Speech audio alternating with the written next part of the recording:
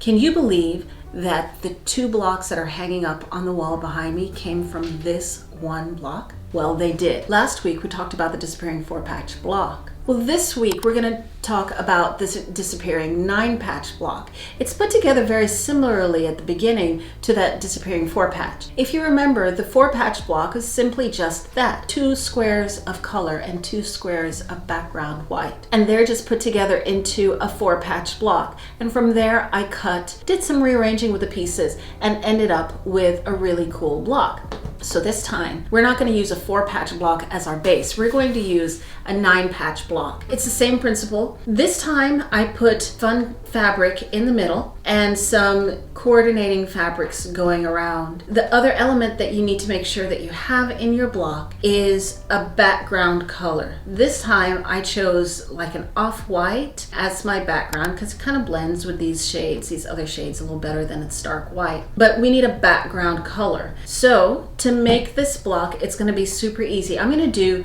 the one on my right first. Let's see how that goes. Okay, so here we have our 9-patch block. Fun color in the middle, coordinating colors on the corners, and of course your background color on the sides. Now, this quilt is very good for charm packs or even a layer cake to cut down the middle. I used 5-inch squares here, and with the seam allowances coming in, our 5-inch square now becomes 4.5 inches. And so what I'm going to do is cut down the middle going vertically here. Since it's 4.5 inches across, and we can see that if I measure and if my seam allowances are accurate, look at that, 4.5 inches right there. Half of 4.5 is 2.25. So I'm going to line up my 2.25 inch line with one of those vertical seams, and I'm going to cut. That puts me right in the middle of my block. Just like with the other block, the other disappearing block that we did, I'm not going to move my fabric. Instead, I'm going to move my ruler because I want to make sure that my seam allowances stay intact. So I line up yet again my 2.25 inch line with the seam as best as I can. And guys, I think this is a really good thing to note. In this spot here, the seam does not match up to the actual cutting or the actual measurement line. It dips a little bit beyond. Don't worry too much about situations like that where you have that bit of a discrepancy. That's only about 1/16 of an inch. That's not much. What I'm looking at to line everything up is how close I am on the hole. On the seam for the red and cream, I'm right on it, that 2.25 inch line. And between the teal and the cream, I'm right on it again, 2.25 inch line. So if the one in the middle is a little bit off, like mine is here, don't stress too much about it because overall you have a straight line to cut, okay? So I'm gonna go ahead and do my horizontal cut just like this. And then once I have my pieces cut like this, then I can go ahead and start rearranging.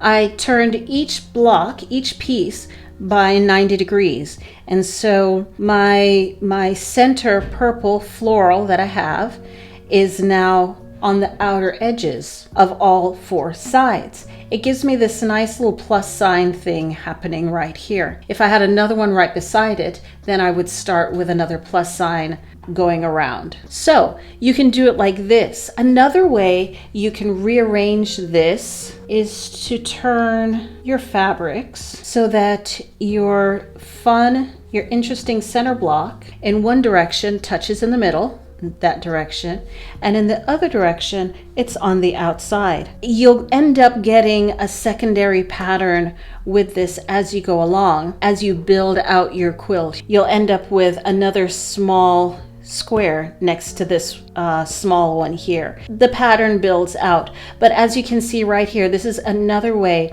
that you can build out your block, and it all started the same way. And so from here, it's just a matter of doing these 2 seams, the vertical ones, pressing those, and stitching the center, pressing those open. Another thing that I want to note with you guys is how everything is pressed. Because you are working with so many seams coming together, you do want to make sure that your seams are pressed open for this particular pattern. The blocks start getting a little bit small, and so to have your seams pressed open helps to keep the fabric dispersed.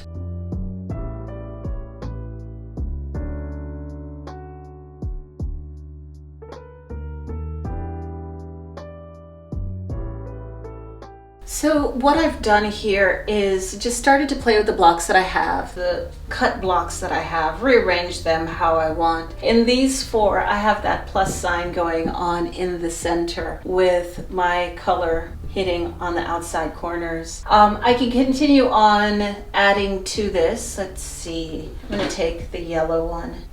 I don't wanna put that there. Oh, how about this? Woohoo! Let me do this. So I have big squares against each other, and then I'll go ahead and put I'll do a red right there. It's just a matter of playing with your colors, guys. So now I have big, small, small, big, small, big, big, small. If I want to do a big one here, I don't want the greens too close to each other. Let's do this.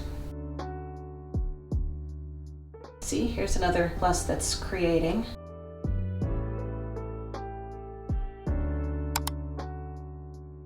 Basically what I'm doing, guys, is I'm just trying to find a layout that works for me. What you're gonna find as you rearrange your blocks is that you have these patterns running in diagonals. As a secondary, you have your little plus sign, your cross going in the middle, but you have this fun color of diagonals that are running through your quilt. It makes for a lot of interest, a lot of movement, but then you do have space for where your eye rests, and that's the good part. Okay, so let's look at how we can cut it a second way.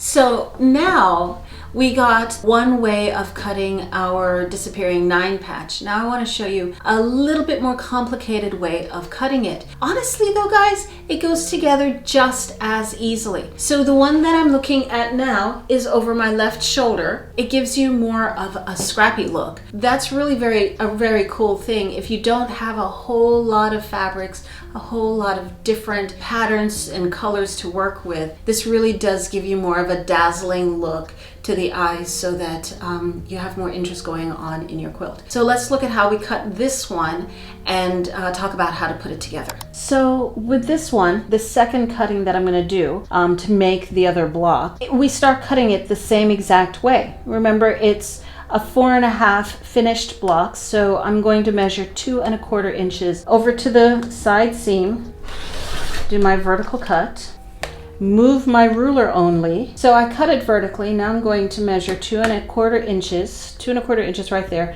and cut horizontally.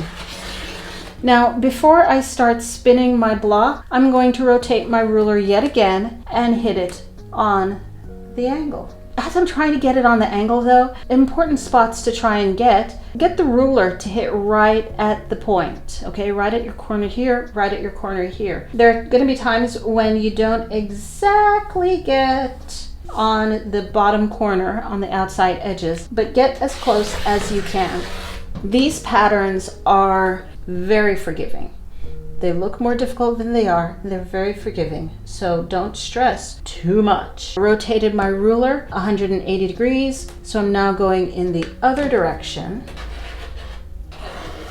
Okay, so I've cut up my block into 8 pieces, 1, 2, 3, 4, blah, blah, blah. Now what I'm going to do is rotate them. I'm going to start by rotating them the same way that I rotated the first set of block. So as a unit, I'm going to rotate here.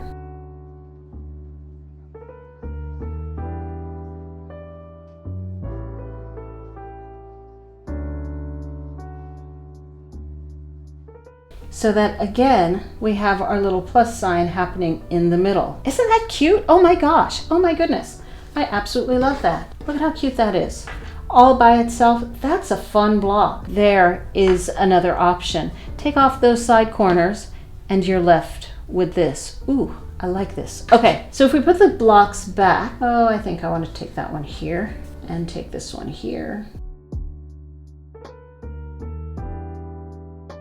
Look at how fun that is, guys. It makes for a really scrappy block, and it looks exactly like the one that is on the wall behind me. I wonder what would happen if I took these and these to make a block of their own.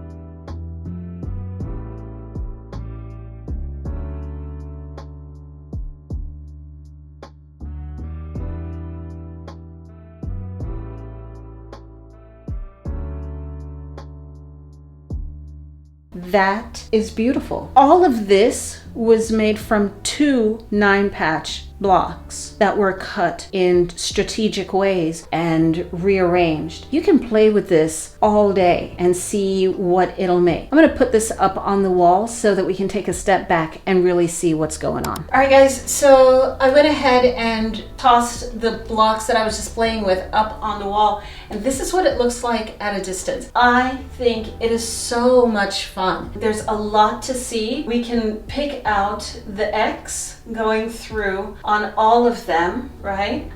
We also have the repeating large squares, but they're mixed up this time. And you can choose to mix them up as much as you want. I mean, honestly, I could switch them up however I wanted to so that each pair was different, right? But you have your nice large half square triangle blocks on point that are tossed through. And then you always come back to those small squares that tie everything together, bringing in all of the colors into that one square. So you can see that we have 2 different disappearing 9-patch blocks, both super duper easy to put together. The same holds true for the more simple version of it, where you have the large solid squares and the small fun color squares going through. I hope you guys like this tutorial. It's super easy, super quick, and again, it's beginner friendly. It looks a lot more difficult than it actually is. The fabric that you see me using up on the wall here, it's all found in my store. This fun purple that I have, that's from the Serendipity line by Figo, and I have the layer cakes, the 10-inch squares here in the shop, and some yardage as well.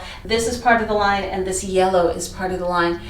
Those are included in the entire layer cake. It is beautiful, beautiful for fall. And if you have any questions or you want to make this quilt, drop me a line and let me know what's going on. Don't forget to subscribe below, and I'll see you on the next one. Bye.